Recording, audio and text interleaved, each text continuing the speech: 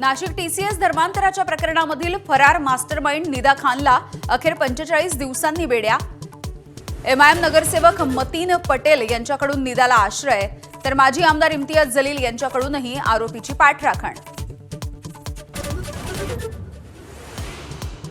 फरार निदा खानला अटक झाल्याच्या नंतर राजकीय आरोपांना जोर। इम्तियाज जलील यांची चौकशी करा, संभाजीनगरचे पालकमंत्री संजय शिरसाट यांची मागणी। तर पालकमंत्री तपास अधिकारी आहेत का, जलील यांचा पलटवार।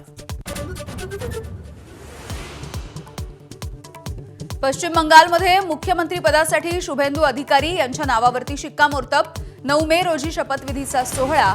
तर घुसखोरांना रोखण्यासाठी राज्याच्या सीमांना तटबंदीसारखं मजबूत करणार, अमित शहांनी ठणकावलं। तमिळनाडूमध्ये थलपती विजय उद्या मुख्यमंत्री पदाची शपथ घेणार। काँग्रेसच्या पाठोपाठ डावे आणि व्हीसीकेचा देखील पाठिंबा। विजय यांनी घेतली राज्यपालांची भेट।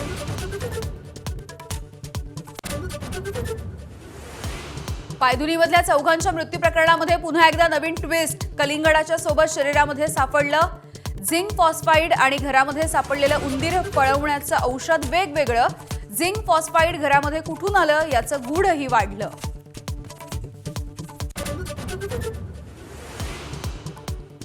यंदाचा अल निनोचा परिणाम शतकातला सर्वात तीव्र असण्याची शक्यता। कुठे पूर तर कुठे दुष्काळाचा अंदाज। अर्थव्यवस्थेवरती मोठा परिणाम होण्याची भीती।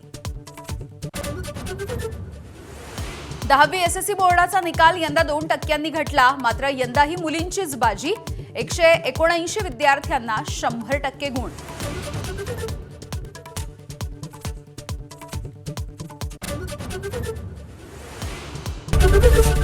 एबीपी माझा, उघडा डोळे बघा नीट।